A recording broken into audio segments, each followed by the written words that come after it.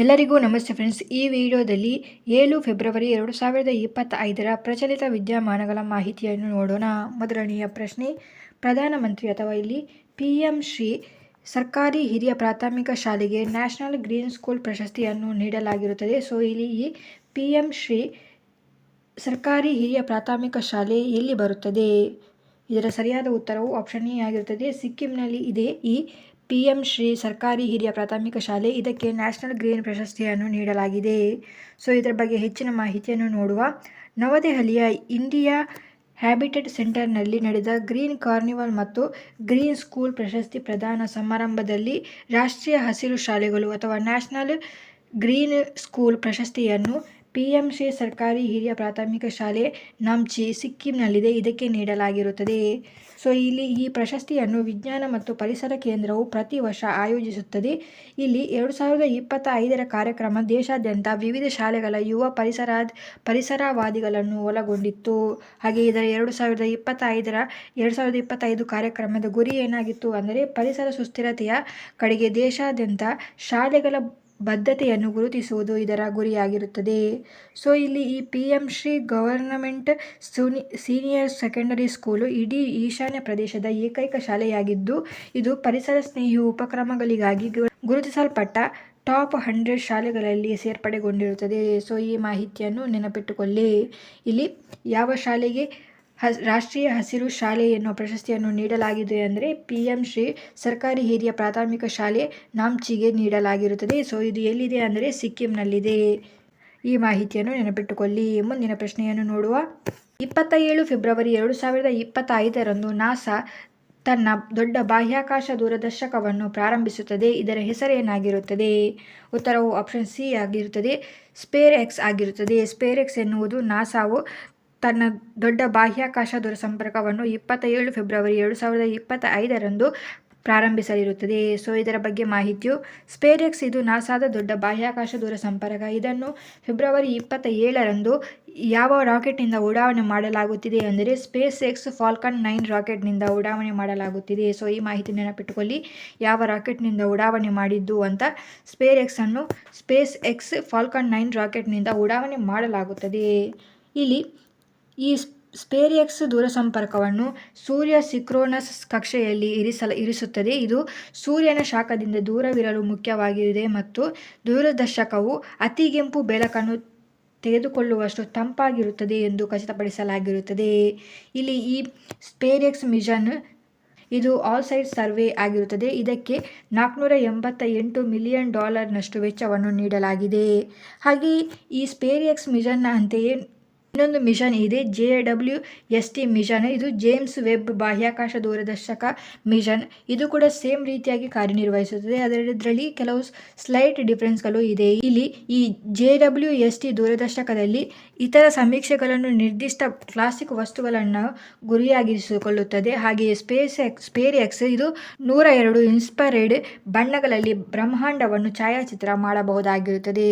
ಹಾಗೆಯೇ ಈ James web ಬಾಹ್ಯಾಕಾಶ ದೂರದರ್ಶಕಕ್ಕೆ ಒಟ್ಟು $10 ಬಿಲಿಯನ್ ವೆಚ್ಚವನ್ನು ಮಾಡಲಾಗಿತ್ತು. ಸೊ ಇಲ್ಲಿ ಈ ಸ್ಪೇರ್ ಎಕ್ಸ್ ಮತ್ತು JWSTಯ ವ್ಯತ್ಯಾಸಗಳೇನು ಅಂತ ನೋಡುವುದಾದಲ್ಲಿ ಸಿಂಪಲ್ ಆಗಿ ಜೇಮ್ಸ್ ವೆಬ್ ಬಾಹ್ಯಾಕಾಶ ದೂರದರ್ಶಕ ಇದು ದೂರದ ಗ್ಯಾಲಕ್ಸಿಗಳು, ಹೊಸ ನಕ್ಷತ್ರಗಳು ಮತ್ತು ಬಾಹ್ಯ ಗ್ರಹಗಳ ಹತ್ತಿರದ ಚಿತ್ರಗಳೊಂದಿಗೆ ಸಾಮಾನ್ಯವಾಗಿ ಆಳವಾದ ಬಾಹ್ಯಾಕಾಶದಲ್ಲಿರುವ ನಿರ್ದಿಷ್ಟ ತಾಣಗಳನ್ನು ಗುರಿಯಾಗಿಸಿಕೊಳ್ಳುತ್ತದೆ. ಅಂದರೆ ಒಂದೇ ಇಮೇಜನ್ನು ಕಲೆಕ್ಟ್ ಮಾಡುವ ಒಂದು ಬಾಹ್ಯಾಕಾಶದ ದೂರದರ್ಶಕ ಆಗಿರುತ್ತದೆ ಈ ಜೇಮ್ಸ್ ವೆಬ್ ಬಾಹ್ಯಾಕಾಶ ದೂರದರ್ಶಕ JWST.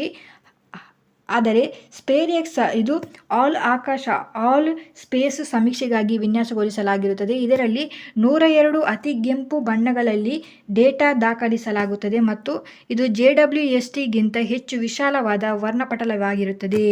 ಸೊ ಈ ಮಾಹಿತಿಯನ್ನು ನೆನಪಿಟ್ಟುಕೊಳ್ಳಿ. ಇಲ್ಲಿ ಮೇಯ್ನಾಗಿ ನೆನಪಿಟ್ಟುಕೊಳ್ಳಿ, ಸ್ಪೇರ್ ಎಕ್ಸ್ ಇದು ನಾಸಾದ ದೊಡ್ಡ ಬಾಹ್ಯಾಕಾಶ ದೂರದರ್ಶಕವಾಗಿರುತ್ತದೆ ಮತ್ತು ಇದನ್ನು ಫೆಬ್ರವರಿ 27 ಸ್ಪೇಸ್ ಎಕ್ಸ್ ಫಾಲ್ಕನ್ 9 ರಾಕೆಟ್ನಿಂದ ಉಡಾವಣೆ ಮಾಡಲಾಗುತ್ತದೆ. ಇದನ್ನು ಯಾರು ತಯಾರಿಸಿದ್ದು? ನಾಸಾ ತಯಾರಿಸಿದ್ದು, ನೆನಪಿಟ್ಟುಕೊಳ್ಳಿ. ಮುಂದಿನ ಪ್ರಶ್ನೆಯನ್ನು ನೋಡುವ. US ಅಧ್ಯಕ್ಷ ಡೊನಾಲ್ಡ್ ಟ್ರಂಪ್ ಯಾವ ಸಂಸ್ಥೆಯಿಂದ ಹಿಂದೆ ಸರಿಯಲು ಕಾರ್ಯಕಾರಿ ಆದೇಶಕ್ಕೆ ಸಹಿ ಹಾಕಿದ್ದಾರೆ? ಉತ್ತರವು ಆಪ್ಷನ್ ಬಿ ಆಗಿರುತ್ತದೆ. UNHRC United Nation Human Rights ಕೌನ್ಸಿಲ್ನಿಂದ ಹಿಂದೆ ಸರಿಯಲು ಕಾರ್ಯಕಾರಿ ಆದೇಶಕ್ಕೆ ಯುಎಸ್ನ ಅಧ್ಯಕ್ಷರಾದ ಡೊನಾಲ್ಡ್ ಟ್ರಂಪ್ ಅವರು ಸಹಿಯನ್ನು ಹಾಕಿರುತ್ತಾರೆ. ಸೊ ಈ ನಿರ್ಧಾರಕ್ಕೆ ಬರಲು ಕಾರಣ ಏನೆಂದರೆ, ವಿಶ್ವಸಂಸ್ಥೆಯು ಅಗಾಧ ಸಾಮರ್ಥ್ಯವನ್ನು ಹೊಂದಿದ್ದರೂ ಕೂಡ ಅವರು ಮಾಡುವ ಕಾರ್ಯದಲ್ಲಿ ಸಾಮರ್ಥ್ಯಕ್ಕೆ ತಕ್ಕಂತೆ ಅವರು ಪ್ರತಿಕ್ರಿಯಿಸಿಲ್ಲ ಎನ್ನುವ ಒಂದು ದೃಷ್ಟಿಯಿಂದಾಗಿ ಯುನೈಟೆಡ್ ನೇಷನ್ನ ಅಧ್ಯಕ್ಷರಾದ ಡೊನಾಲ್ಡ್ ಟ್ರಂಪ್ ಅವರು ಯುನೈಟೆಡ್ ನೇಷನ್ ಹ್ಯೂಮನ್ ರೈಟ್ಸ್ ಕೌನ್ಸಿಲ್ನಿಂದ ಹಿಂದೆ ಸರಿದಿದ್ದಾರೆ. ಸೊ ಇಲ್ಲಿ ಯುನೈಟೆಡ್ ನೇಷನ್ ಹ್ಯೂಮನ್ ರೈಟ್ಸ್ ಕೌನ್ಸಿಲ್ನ ಬಗ್ಗೆ ಮಾಹಿತಿಯು, ಇದನ್ನು 15 ಮಾರ್ಚ್ 2006ರಲ್ಲಿ ಸ್ಥಾಪಿಸಲಾಯಿತು. ಇದರ ಹೆಡ್ ಕ್ವಾರ್ಟರ್ ಜೆನೀವಾ, ಸ್ವಿಟ್ಜರ್ಲೆಂಡ್ನಲ್ಲಿದೆ. ಸೊ ಈ ಮಾಹಿತಿಯನ್ನು ನೆನಪಿಟ್ಟುಕೊಳ್ಳಿ, ಇಂಪಾರ್ಟೆಂಟ್ ಆದ ಮಾಹಿತಿಯಾಗಿರುತ್ತದೆ. ಯಾಕಂದರೆ ಇವರು ಹಲವಾರು ರೂಲ್ಸ್ ಆ್ಯಂಡ್ ರೆಗ್ಯುಲೇಷನ್ಸ್ಗಳನ್ನು ಈಗ ತರುತ್ತಿದ್ದಾರೆ, ಹಾಗಾಗಿ ನೆನಪಿಟ್ಕೊಳ್ಳಿ. ಮುಂದಿನ ಪ್ರಶ್ನೆಯನ್ನು ನೋಡುವ. ಭಾರತದ ಮೊದಲ ಎಐ ವಿಶ್ವವಿದ್ಯಾಲಯವನ್ನು ಎಲ್ಲಿ ಸ್ಥಾಪಿಸಲಾಗುವುದು? ಉತ್ತರವು ಆಪ್ಷನ್ ಡಿ ಆಗಿರುತ್ತದೆ. ಮಹಾರಾಷ್ಟ್ರದಲ್ಲಿ ಭಾರತದ ಮೊದಲ ಎಐ ವಿಶ್ವವಿದ್ಯಾಲಯವನ್ನು ಸ್ಥಾಪಿಸಲಾಗುತ್ತಿದೆ. ಮಹಾರಾಷ್ಟ್ರದಲ್ಲಿ ಇದನ್ನು ಸ್ಥಾಪಿಸುವ ಗುರಿ ಏನೆಂದರೆ, ಎಐ ಮುಖಾಂತರ ಶಿಕ್ಷಣ ಮತ್ತು ನಾವೀನ್ಯತೆಗೆ ಜಾಗತಿಕ ಕೇಂದ್ರವನ್ನಾಗಿ ಮಾಡುವುದು ವಿಶ್ವವಿದ್ಯಾಲಯದ ಗುರಿಯಾಗಿರುತ್ತದೆ. ಹಾಗೆ ಇದರ ಉದ್ದೇಶ ಏನಾಗಿರುತ್ತದೆ ಅಂದರೆ, ಉದ್ಯಮ, ಶೈಕ್ಷಣಿಕ ಮತ್ತು ಸರ್ಕಾರದ ನಡುವಿನ ಸಹಯೋಗವನ್ನು ಉತ್ತೇಜಿಸುವ ಶ್ರೇಷ್ಠತೆಯ ಕೇಂದ್ರವಾಗಿ ನಿರ್ಮಿಸುವುದು ವಿಶ್ವವಿದ್ಯಾಲಯದ ಉದ್ದೇಶವಾಗಿದೆ. ಸೊ ಈ ಮಾಹಿತಿಯನ್ನು ನೆನಪಿಟ್ಟುಕೊಳ್ಳಿ. ಭಾರತದ ಮೊದಲ ಎಐ ವಿಶ್ವವಿದ್ಯಾಲಯವನ್ನು ಮಹಾರಾಷ್ಟ್ರದಲ್ಲಿ ಸ್ಥಾಪಿಸಲಾಗುತ್ತಿದೆ. ಮುಂದಿನ ಪ್ರಶ್ನೆಯನ್ನು ನೋಡುವ. ಇತ್ತೀಚೆಗೆ ಫೆಸ್ಟ್ ಸಾಫ್ಟ್ವೇರ್ ಅನ್ನು ಯಾರು ಪ್ರಾರಂಭಿಸಿದ್ದಾರೆ? ಉತ್ತರವು ಆಪ್ಷನ್ ಎ ಆಗಿರುತ್ತದೆ. ಇಸ್ರೋ. ಭಾರತೀಯ ಬಾಹ್ಯಾಕಾಶ ಸಂಶೋಧನಾ ಸಂಸ್ಥೆ ಇಸ್ರೋವು ತನ್ನ ರಚನಾತ್ಮಕ ವಿಶ್ಲೇಷಣಾ ಸಾಫ್ಟ್ವೇರ್ನ ಇತ್ತೀಚಿನ ಆವೃತ್ತಿಯಾದ ಫೆಸ್ಟ್ ಅನ್ನು ಪರಿಚಯಿಸಿರುತ್ತದೆ. ಸೊ ಈ ಫೆಸ್ಟ್ ಅನ್ನು ಎಲ್ಲಿ ಪರಿಚಯಿಸಲಾಯಿತು ಅಂದರೆ, ಐಐಟಿ ಹೈದರಾಬಾದ್ನಲ್ಲಿ ನಡೆದ 8ನೇ ರಾಷ್ಟ್ರೀಯ ಫಿನೈಟ್ ಎಲಿಮೆಂಟ್ ಡೆವಲಪರ್ಸ್ಗಳ ಅಥವಾ ಫೆಸ್ಟ್ ಬಳಕೆದಾರರ ಸಭೆಯಲ್ಲಿ ಇದನ್ನು ಪರಿಚಯಿಸಲಾಯಿತು. ಫೆಸ್ಟ್ ಸಾಫ್ಟ್ವೇರ್ ಅನ್ನು ಫೆಸ್ಟ್ ಇದರ ಫುಲ್ ಫಾರ್ಮ್ ಏನಾಗಿರುತ್ತದೆ ಅಂತ ನೆನಪಿಟ್ಟುಕೊಳ್ಳಿ. Finite element analysis of structure ಆಗಿರುತ್ತದೆ. Finite element analysis of structure ಆಗಿರುತ್ತದೆ ಫೆಸ್ಟ್ ಇದರ ಫುಲ್ ಫಾರ್ಮ್. ಇದನ್ನು ಯಾರು ಅಭಿವೃದ್ಧಿಪಡಿಸಿದ್ದು ಅಂದರೆ, ಇದನ್ನು ಇಸ್ರೋದ ವಿಕ್ರಮ್ ಸಾರಾಭಾಯಿ ಬಾಹ್ಯಾಕಾಶ ಕೇಂದ್ರವು ಅಭಿವೃದ್ಧಿಪಡಿಸಿರುತ್ತದೆ. ಇದನ್ನು ಅಭಿವೃದ್ಧಿಪಡಿಸಿದ್ದು ಸ್ಥಳೀಯ ಸೀಮಿತ ಅಂಶ ವಿಶ್ಲೇಷಣೆಯ ಸಾಫ್ಟ್ವೇರ್ ಆಗಿ ಇದನ್ನು ಅಭಿವೃದ್ಧಿಪಡಿಸಲಾಗಿರುತ್ತದೆ. ನೆನಪಿಟ್ಟುಕೊಳ್ಳಿ ಫೆಸ್ಟ್ ಸಾಫ್ಟ್ವೇರ್ ಇದೊಂದು ಸ್ಥಳೀಯ ಸೀಮಿತ ಅಂಶ ವಿಶ್ಲೇಷಣೆ FEA ಸಾಫ್ಟ್ವೇರ್ ಆಗಿರುತ್ತದೆ. ನೆನಪಿಟ್ಟುಕೊಳ್ಳಿ. ಇದರಲ್ಲಿ ಒತ್ತಡ ಮತ್ತು ತಾಪಮಾನ ವ್ಯತ್ಯಾಸಗಳಂತಹ ನೈಜ ಪ್ರಪಂಚದ ಶಕ್ತಿಗಳಿಗೆ ರಚನೆಗಳು ಹೇಗೆ ಪ್ರತಿಕ್ರಿಯಿಸುತ್ತವೆ ಎಂಬುದನ್ನು ಊಹಿಸಲು ಇದನ್ನು ವಿನ್ಯಾಸಗೊಳಿಸಲಾಗಿದೆ, ಈ ಫೆಸ್ಟ್ ಸಾಫ್ಟ್ವೇರ್ ಅನ್ನು. ಸೊ ಈ ಫೆಸ್ಟ್ ಸಾಫ್ಟ್ವೇರ್ ಸ್ಥಳೀಯ ಸೀಮಿತ ಅಂಶ ವಿಶ್ಲೇಷಣೆಯ ಒಂದು ಸಾಫ್ಟ್ವೇರ್ ಆಗಿರುವುದರಿಂದ ಭಾರತದಲ್ಲಿ ಮೊದಲ ಬಾರಿಗೆ ಇದನ್ನು ತಯಾರಿಸಲಾಗುತ್ತಿದೆ. ಹೀಗಾಗಿ ಇದು ಕಡಿಮೆ ಕಾಸ್ಟ್ನಲ್ಲಿ ಸಿಗುತ್ತದೆ ಮತ್ತು ಬೇರೆ ದೇಶಗಳಿಂದ ಭಾರತಕ್ಕೆ ತರುವ ವೆಚ್ಚಗಳು ಕೂಡ ಇದರಿಂದ ಕಡಿಮೆಯಾಗುತ್ತದೆ. ಸೊ ಈ ಮಾಹಿತಿಯನ್ನು ನೆನಪಿಟ್ಟುಕೊಳ್ಳಿ. ಒಟ್ಟಾಗಿ ಇದರಲ್ಲಿ 3 ಆವೃತ್ತಿಯಲ್ಲಿ ಇದನ್ನು ನೀಡಲಾಗುತ್ತದೆ. ಈ ಫೆಸ್ಟ್ ಸಾಫ್ಟ್ವೇರ್ ಅನ್ನು ಮೊದಲಿಗೆ ಶೈಕ್ಷಣಿಕ ಆವೃತ್ತಿ, ಇದರಲ್ಲಿ ವಿದ್ಯಾರ್ಥಿಗಳು ಮತ್ತು ಶಿಕ್ಷಣ ಸಂಸ್ಥೆಗಳಿಗೆ ನೀಡಲಾಗುತ್ತದೆ. ಎರಡನೆಯದಾಗಿ ಪ್ರೀಮಿಯಂ ಆವೃತ್ತಿ, ಇದರಲ್ಲಿ ಸಣ್ಣ ಮತ್ತು ಮಧ್ಯಮ ಪ್ರಮಾಣದ ಕೈಗಾರಿಕೆಗಳಿಗೆ ನೀಡಲಾಗುತ್ತದೆ. ಮತ್ತು ಮೂರನೆಯದಾಗಿ ವೃತ್ತಿಪರ ಆವೃತ್ತಿ, ಇದರಲ್ಲಿ ದೊಡ್ಡ ಪ್ರಮಾಣದ ಕೈಗಾರಿಕೆಗಳು ಮತ್ತು ಸಂಶೋಧನಾ ಸಂಸ್ಥೆಗಳಿಗೆ ನೀಡಲಾಗುತ್ತದೆ ಈ ಫೆಸ್ಟ್ ಸಾಫ್ಟ್ವೇರ್ ಅನ್ನು. ಇಲ್ಲಿ ನೆನಪಿಟ್ಟುಕೊಳ್ಳಿ. ಫೆಸ್ಟ್ ಸಾಫ್ಟ್ವೇರ್ನ ಬಗ್ಗೆ ಮೇನಾಗಿ ನೆನಪಿಟ್ಟುಕೊಳ್ಬೇಕಾದ ಅಂಶ ಇಲ್ಲಿ ನೋಡಿ. ಫೆಸ್ಟ್ ಇದರ ಫುಲ್ ಫಾರ್ಮ್ ನೆನಪಿಟ್ಕೊಳ್ಳಿ. Finite element analysis of structure ಆಗಿರುತ್ತದೆ. ಇದನ್ನು ಯಾರು ಅಭಿವೃದ್ಧಿಪಡಿಸಿದ್ದು ಅಂದರೆ, ಇಸ್ರೋದ ವಿಕ್ರಮ್ ಸಾರಾಭಾಯಿ ಬಾಹ್ಯಾಕಾಶ ಕೇಂದ್ರ ಅಭಿವೃದ್ಧಿಪಡಿಸಿದ್ದು ಮತ್ತು ಇದನ್ನು ಸ್ಥಳೀಯ ಸೀಮಿತ ಅಂಶ ವಿಶ್ಲೇಷಣೆಯ ಸಾಫ್ಟ್ವೇರ್ ಎಂದು ಕರೆಯಲಾಗುತ್ತದೆ. ಸೊ ಈ ಮಾಹಿತಿಯನ್ನು ನೆನಪಿಟ್ಟುಕೊಳ್ಳಿ. ಮುಂದಿನ ಪ್ರಶ್ನೆಯನ್ನು ನೋಡುವ. ಇಂಟರ್ನ್ಯಾಷನಲ್ ಏರ್ ಟ್ರಾನ್ಸ್ಪೋರ್ಟ್ ಅಸೋಸಿಯೇಷನ್ ವರದಿಯ ಪ್ರಕಾರ ಜಾಗತಿಕ ದೇಶೀಯ ವಿಮಾನ ಶ್ರೇಯಾಂಕದಲ್ಲಿ ಭಾರತ ಯಾವ ಸ್ಥಾನವನ್ನು ಪಡೆದುಕೊಂಡಿದೆ? ಉತ್ತರವು ಆಪ್ಷನ್ ಎ 1ನೆಯ ಸ್ಥಾನವನ್ನು ಅಥವಾ ಮೊದಲನೆಯ ಸ್ಥಾನವನ್ನು ಇಲ್ಲಿ ಭಾರತವು ಪಡೆದುಕೊಂಡಿದೆ. ಜಾಗತಿಕ ದೇಶೀಯ ವಿಮಾನ ಲೋಡ್ ಶ್ರೇಯಾಂಕದಲ್ಲಿ ಭಾರತವು ಮೊದಲನೆಯ ಸ್ಥಾನವನ್ನು ಪಡೆದುಕೊಂಡಿರುತ್ತದೆ. ಇಲ್ಲಿ 2024ರ ಸಾಲಿನಲ್ಲಿ ಭಾರತದಲ್ಲಿ 16.3 ಕೋಟಿ ದೇಶೀಯ ಪ್ರಯಾಣಿಕರು ಟ್ರಾವೆಲ್ ಮಾಡಿದ್ದರು. ಅದರಲ್ಲಿ 86.4% ಅಷ್ಟು ಶ್ರೇಯಾಂಕವನ್ನು ಭಾರತವು ಪಡೆದುಕೊಂಡು ಈ ಜಾಗತಿಕ ದೇಶೀಯ ವಿಮಾನ ಲೋಡಿಂಗ್ನಲ್ಲಿ ಮೊದಲನೆಯ ಸ್ಥಾನವನ್ನು ಪಡೆದುಕೊಂಡಿರುತ್ತದೆ. ಹಾಗೆ ಎರಡನೆಯ ಸ್ಥಾನವನ್ನು US ಪಡೆದುಕೊಂಡಿದೆ 84.1% ಶ್ರೇಯಾಂಕವನ್ನು ಪಡೆದುಕೊಂಡು. ಹಾಗೆಯೇ ಮೂರನೆಯ ಸ್ಥಾನವನ್ನು ಚೀನಾ ದೇಶ ಪಡೆದುಕೊಂಡಿದೆ 83.2% ಶ್ರೇಯಾಂಕವನ್ನು ಪಡೆದುಕೊಂಡು. ಸೊ ಈ ಮಾಹಿತಿಯನ್ನು ನೆನಪಿಟ್ಟುಕೊಳ್ಳಿ. ಮುಂದಿನ ಪ್ರಶ್ನೆಯನ್ನು ನೋಡುವ. ಮೊದಲ global justice peace and love summit 2025 ಅನ್ನು ಎಲ್ಲಿ ನಡೆಸಲಾಗುತ್ತಿದೆ? ಉತ್ತರವು ಆಪ್ಷನ್ ಬಿ ಆಗಿರುತ್ತದೆ. ಯುಎಇನಲ್ಲಿ ಅಂದರೆ ದುಬೈನಲ್ಲಿ ಪ್ರೀತಿ ಮತ್ತು ಶಾಂತಿ ಕುರಿತ ವಿಶ್ವ ಅತಿ ದೊಡ್ಡ ಜಾಗತಿಕ ಶೃಂಗಸಭೆಯನ್ನು ಆಯೋಜಿಸಲಾಗುತ್ತಿದೆ. ಎಲ್ಲಿ? ದುಬೈನಲ್ಲಿ, ನೆನಪಿಟ್ಟುಕೊಳ್ಳಿ, UAEನಲ್ಲಿ.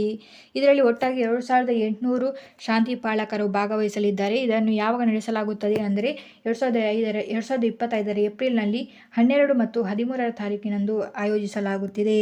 ಸೊ ಇದರ 2025ರಲ್ಲಿ ಥೀಮ್ ಅಥವಾ ವಾಕ್ಯ ಏನಾಗಿರುತ್ತದೆ ಅಂದರೆ ಒನ್ ಪ್ಲಾನೆಟ್ ಒನ್ ವಾಯ್ಸ್ ಎನ್ನುವುದಾಗಿರುತ್ತದೆ. ಸೊ ಈ ಮಾಹಿತಿಯನ್ನು ನೆನಪಿಟ್ಟುಕೊಳ್ಳಿ. ಮೊದಲ ಬಾರಿಗೆ ದುಬೈನಲ್ಲಿ ಆಯೋಜಿಸಲಾಗುತ್ತಿದೆ ನ್ಯಾಯ, ಪ್ರೀತಿ ಮತ್ತು ಶಾಂತಿ ಕುರಿತ ವಿಶ್ವದ ಅತಿ ದೊಡ್ಡ ಜಾಗತಿಕ ಶೃಂಗಸಭೆ. ಮುಂದಿನ ಪ್ರಶ್ನೆಯನ್ನು ನೋಡುವ. ಭಾರತೀಯ ಸೇನೆಯು ಕೋಲ್ಕತ್ತಾದ ಫೋರ್ಟ್ ವಿಲಿಯಂ ಹೆಸರನ್ನು ಯಾವುದಕ್ಕೆ ಬದಲಾಯಿಸಿದೆ? ಉತ್ತರವು ಆಪ್ಷನ್ ಸಿ, ವಿಜಯ್ ದುರ್ಗ್ಗೆ ಬದಲಾಯಿಸಿರುತ್ತದೆ. ಭಾರತೀಯ ಸೇನೆಯು ತನ್ನ ಪೂರ್ವ ಕಮಾಂಡ್ನ ಪ್ರಧಾನ ಕಚೇರಿಯಾಗಿದ್ದ ಕೋಲ್ಕತ್ತಾದ ಫೋರ್ಟ್ ವಿಲಿಯಂ ಅನ್ನು ವಿಜಯ್ ದುರ್ಗ್ ಎಂದು ಮರುನಾಮಕರಣ ಮಾಡಿರುತ್ತದೆ. ಸೊ ಇದಕ್ಕೆ ಈ ಮರುನಾಮಕರಣ ಮಾಡಲು ಕಾರಣ, ಇದನ್ನು ಬ್ರಿಟಿಷರು 1781ರಲ್ಲಿ ನಿರ್ಮಿಸಿದ್ದರು ಮತ್ತು ಇದನ್ನು ಇಂಗ್ಲೆಂಡ್ನ ರಾಜ ವಿಲಿಯಂ III ಅವರ ಹೆಸರನ್ನು ಇಡಲಾಗಿರುತ್ತದೆ. ಸೊ ಇಲ್ಲಿ ವಸಾಹತುಶಾಹಿ ಭಾರತದಲ್ಲಿ ಪ್ರಮುಖ ಬ್ರಿಟಿಷ್ ಸೇವಾ ನೆಲೆಯಾಗಿ ಈ ಸ್ಥಳವನ್ನು ಕಾರ್ಯನಿರ್ವಹಿಸಲಾಗಿತ್ತು. ಸ್ವತಂತ್ರದ ನಂತರ ಈ ಸ್ಥಳವನ್ನು ಭಾರತೀಯ ಸೇನೆಯ ಪೂರ್ವ ಕಮಾಂಡ್ ಪ್ರಧಾನ ಕಚೇರಿಯಾಗಿ ಮಾಡಲಾಯಿತು. ಈಗ ಹೆಸರನ್ನು ವಿಜಯ್ ದುರ್ಗ ಅಂತ ಇಟ್ಟಿದ್ದಾರೆ. ಸೊ ಈ ವಿಜಯ್ ದುರ್ಗ್ ಎಂದು ಹೆಸರನ್ನು ಯಾಕೆ ಇಟ್ಟಿದ್ದಾರೆ ಅಂದರೆ ಮಹಾರಾಷ್ಟ್ರದ ಸಿಂಧುದುರ್ಗ್ ಕರಾವಳಿಯಲ್ಲಿರುವ ವಿಜಯದುರ್ಗ್ ಕೋಟೆಯಿಂದ ಸ್ಫೂರ್ತಿ ಪಡೆದಿರುತ್ತದೆ. ಇದು ಮರಾಠ ನೌಕಾ ನೆಲೆಯಾಗಿರುವುದರಿಂದ ಇದಕ್ಕೆ ವಿಜಯ್ ದುರ್ಗ್ ಎಂದು ಹೆಸರಿಡಲಾಗಿರುತ್ತದೆ. ಸೊ ಈ ಮಾಹಿತಿಯನ್ನು ನೆನಪಿಟ್ಟುಕೊಳ್ಳಿ. ಮುಂದಿನ ಪ್ರಶ್ನೆಯನ್ನು ನೋಡುವ. ಸಿಮೋನಾ ಹ್ಯಾಲೆಪ್ ಅವರು ನಿವೃತ್ತಿಯನ್ನು ಘೋಷಿಸಿದ್ದಾರೆ. ಇವರು ಯಾವ ಕ್ರೀಡೆಗೆ ಸಂಬಂಧಿಸಿದವರು? ಉತ್ತರವು ಆಪ್ಷನ್ ಡಿ ಆಗಿರುತ್ತದೆ. ಟೆನ್ನಿಸ್ ಕ್ರೀಡೆಗೆ ಸಂಬಂಧಿಸಿದವರಾಗಿರುತ್ತಾರೆ ಸಿಮೋನಾ ಹ್ಯಾಲೆಪ್ ಇವರ ಸಾಧನೆಯನ್ನು ನೋಡುವ. ಇವರು 2 ಬಾರಿ ಗ್ರ್ಯಾಂಡ್ ಸ್ಲಾಮ್ ಚಾಂಪಿಯನ್ಶಿಪ್ ಅನ್ನು ಗೆದ್ದಿದ್ದಾರೆ ಮತ್ತು ಮಾಜಿ ವಿಶ್ವ ನಂಬರ್ 1 ರೊಮೇನಿಯನ್ ಟೆನ್ನಿಸ್ ಆಟಗಾರ್ತಿಯಾಗಿರುತ್ತಾರೆ. ಇವರು 33ನೇ ವಯಸ್ಸಿನಲ್ಲಿ ನಿವೃತ್ತಿಯನ್ನು ಘೋಷಿಸಿರುತ್ತಾರೆ ಟೆನ್ನಿಸ್ನಿಂದ. ಇವರ ಹೆಸರು ನೆನಪಿಟ್ಟುಕೊಳ್ಳಿ, ಸಿಮೋನಾ ಹ್ಯಾಲೆಪ್ ಆಗಿರುತ್ತಾರೆ.